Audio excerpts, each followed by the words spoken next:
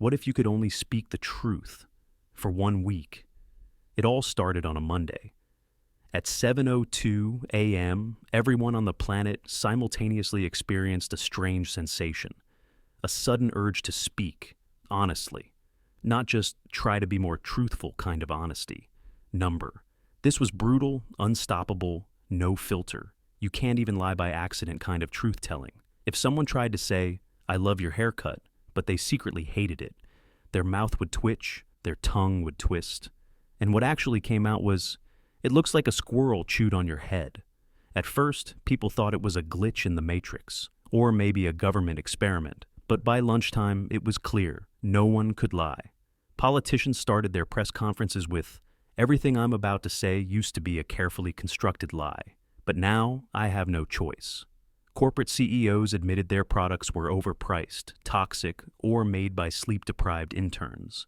Relationship statuses changed rapidly. Breakups skyrocketed. "I think we should see other people" became, "I'm still with you because I'm scared of dying alone." Romantic dates turned into confessionals, job interviews, a disaster. "Why do you want to work here?" "Because I need money and my parents said I have to stop living in their basement." By day 2, society was on edge. News anchors gave up on scripts and just told the world how tired they were. Teachers told students the math curriculum was outdated. Students told teachers they didn't care. At workplaces, employees walked into meetings and said things like, "This could have been an email," and "I don't understand half of what we're doing, and I just nod a lot." Human resources departments set up crying booths. Governments panicked. Secret operations weren't so secret anymore. A general on live TV said, "Yes, we've been monitoring your phones. Also, I think pineapple on pizza is superior. Fight me." Debates broke down into honesty Olympics. Every TV show turned into accidental reality television. YouTubers and influencers began losing subscribers when they admitted they didn't like their own content. One popular travel vlogger confessed, "I actually hate hiking. I do it for the views, not the nature ones, the algorithm ones." By day 3, a new religion had formed, the First Church of Brutal Honesty. Their sacred motto, "You're not ugly, you just have an unfortunate face." They held open mic confessionals in city squares. People gathered, got up, and shared deep truths. "I stole my roommate's peanut butter 3 years ago and blame the dog." "I always say I read terms and conditions. I never have." "I don't like my best friend. He smells like cold soup." Crowds cheered or screamed. Families imploded. Thanksgiving dinner came early, and it was ugly. "No, Grandma, I don't like your casserole. It tastes like sadness." Siblings aired 20 years of grievances over Monopoly games. Parents realized their kids thought their bedtime stories were boring. Dogs, still unable to speak, just sat there judging everyone silently, as usual. On day 5, someone tried to lie.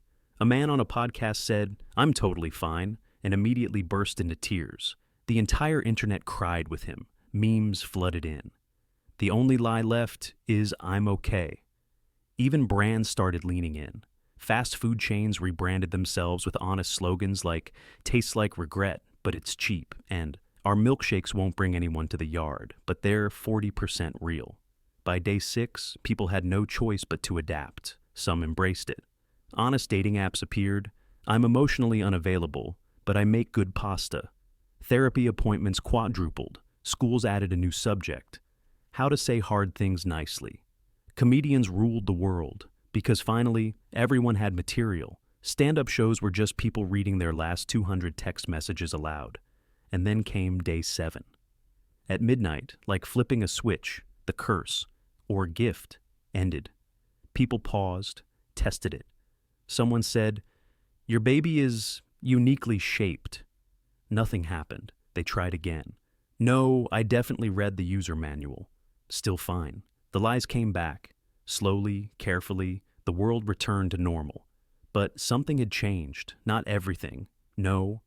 People still lied about liking birthday gifts or how long they had been waiting in traffic. But a seed was planted. A new kind of honesty lingered. Quiet, thoughtful, scared maybe, but also hopeful. Because for one strange, chaotic, enlightening week, the truth wasn't just something people feared. It was something they survived, together And maybe, just maybe, they realized a little honesty isn't the end of the world. It's just the start of a much weirder, more sincere one.